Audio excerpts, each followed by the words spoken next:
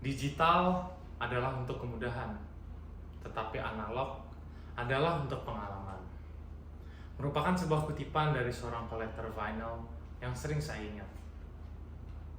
Saya ingin mengajak kalian untuk mengingat kembali ke tahun 2021. Saat itu kita semua berada di titik yang sama, yaitu terjebak di rumah akibat pandemi. Sebagai anak SMA, aktivitas saya sangatlah terbatas. Bangun tidur, lanjut saya membuka laptop untuk mengikuti kelas online. Selesai kelas, saya main game atau scrolling media sosial. Semuanya sih serba digital, namun jujur, lama-lama rasanya sangatlah datar. Di tengah rasa bosan itu, saya sering menghabiskan waktu saya untuk scrolling video di YouTube. Sampai suatu hari, algoritma tersebut mengarahkan saya ke satu music video yang berisikan 4 pria dari Liverpool dengan judul Ticket to Ride. Sebelumnya, saya memang sudah mengetahui terkait Beatles, namun saya tidak pernah benar-benar mendengarkan musik-musik dari mereka. Saat saya klik, saya langsung tertarik.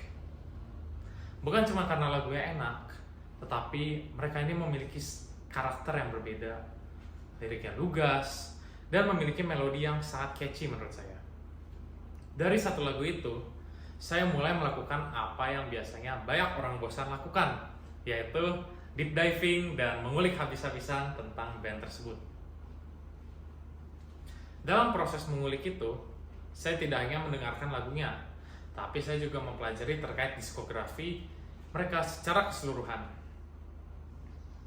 Saya memperhatikan adanya transformasi besar pada konsep visual mereka, terutama mulai dari album Rubber Soul hingga Let It Be. Cover album mereka di periode dewasa ini terlihat jauh lebih artistik, memiliki vibe yang lebih psychedelic dan tampil lebih dewasa. Visualnya bukan lagi sekedar foto band yang untuk promosi, tapi sudah menjadi karya seni yang memiliki arti lebih mendalam dan merepresentasikan eksperimen musik mereka yang semakin kompleks. Namun, ada satu masalah. Desain yang memiliki arti mendalam ini terasa sangat terhimpit dan tidak maksimal jika hanya dilihat di layar HP yang kecil ini. Puncaknya, ketika saya melihat album cover Abbey Road, foto legendaris mereka yang sedang menyeberang jalan itu membuat saya berpikir bahwa karya seikonik ini seharusnya dinikmati dalam ukuran fisik yang nyata. Keinginan itulah membuat saya membuat kesimpulan saya tidak cukup mendengarkannya secara digital, namun saya juga harus mengoleksi vinyl agar bisa mengapresiasi visualnya dalam ukuran 12 inci. Keinginan saya akhirnya terrealisasi pada bulan November 2021 di saat saya membeli turntable pertama saya dan vinyl pertama saya yang tentunya adalah Abbey Road. Momen pertama kali memutar piringan hitam itu benar-benar mengubah cara saya menikmati musik. Ada aspek ritual fisik yang sangat berbeda. Di layanan streaming, musik seringkali hanya menjadi latar belakang yang bisa kita skip kapan saja. Namun di vinyl, saya harus mengeluarkan piringan dari sleeve dengan hati-hati, meletakkannya pada plater, membersihkan debu di piringan hitam, baru kemudian menurunkan jarumnya secara manual. Suara yang dihasilkan pun terasa lebih padat dan mempunyai karakternya sendiri. Tapi, yang paling penting, vinyl memaksa saya untuk mendengar sebuah album secara utuh. Dari lagu pertama hingga terakhir, tanpa ada godaan untuk mengganti lagu. Saya menjadi lebih menghargai konsep sebuah album tersebut menjadi sebagai satu kesatuan karya seni.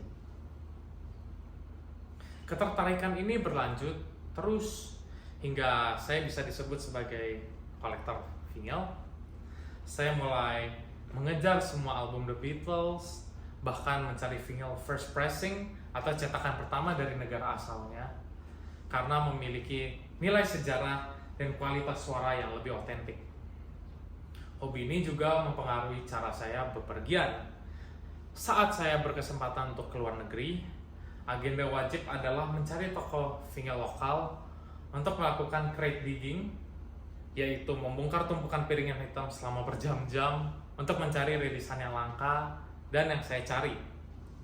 Menariknya, terkadang saya pun membeli sebuah vinyl murni karena tertarik pada album covernya saja, tanpa mendengar musiknya. Bagi saya, vinyl bukan sekedar alat pemutar musik, melainkan benda koleksi yang memiliki nilai estetika tinggi. Sekarang mari kita lihat secara data. Berdasarkan laporan industri musik dunia seperti RIAA, penjualan vinyl di Amerika Serikat terus naik secara konsisten selama lebih dari 15 tahun terakhir,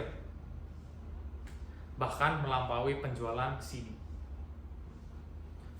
Setelah menceritakan pengalaman pribadi saya, mungkin muncul pertanyaan, apakah ini hobi saya sendiri?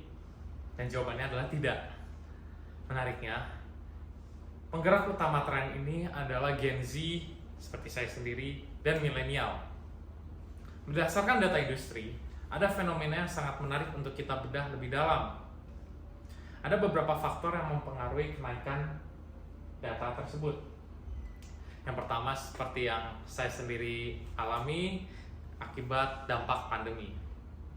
Berdasarkan data tahun 2021, volume penjualan vinyl melonjak drastis hingga 68% dibandingkan tahun sebelumnya, dengan total pendapatan mencapai 1 miliar US dollar untuk pertama kalinya sejak tahun 1985.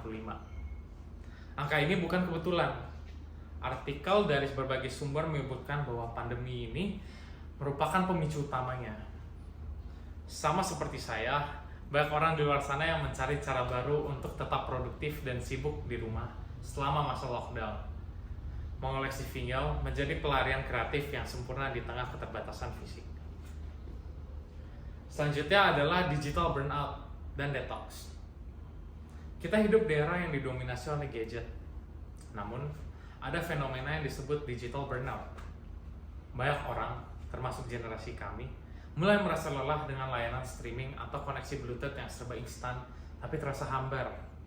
Akhirnya, ada tren yang untuk beralih kembali ke teknologi rendah atau low tech, seperti kamera analog, pemutar CD, ataupun piringan hitam.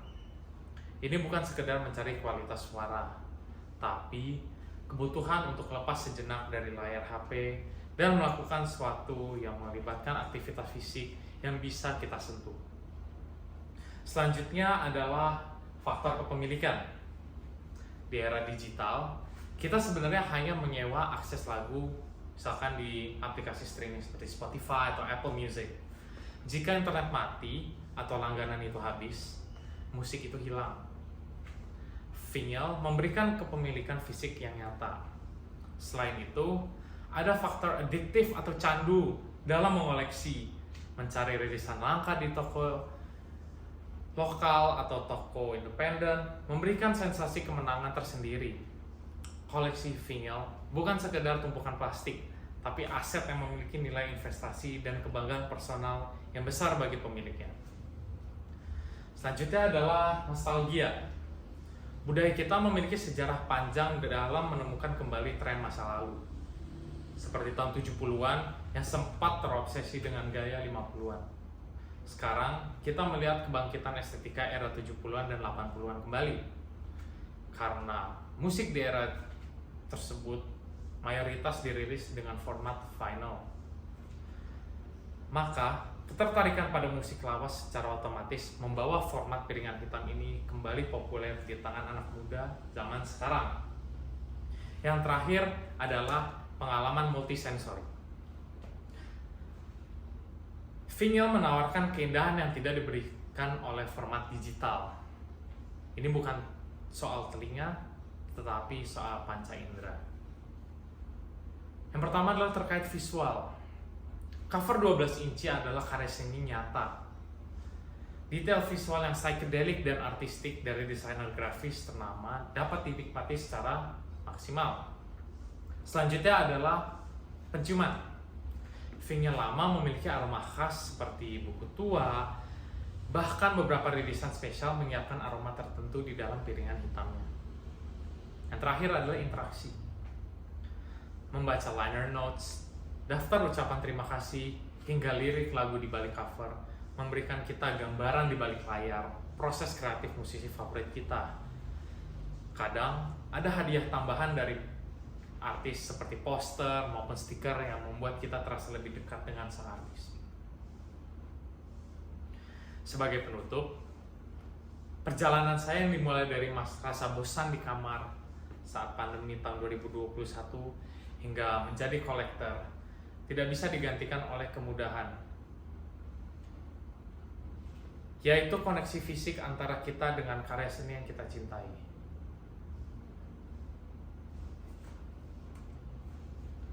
Di tengah kebisingan digital, saya menemukan kedamaian dalam putaran 33 RPM. Karena hidup bukan tentang seberapa cepat kita mencapai akhir lagu, melainkan tentang bagaimana kita menikmati setiap detail di sepanjang alurnya.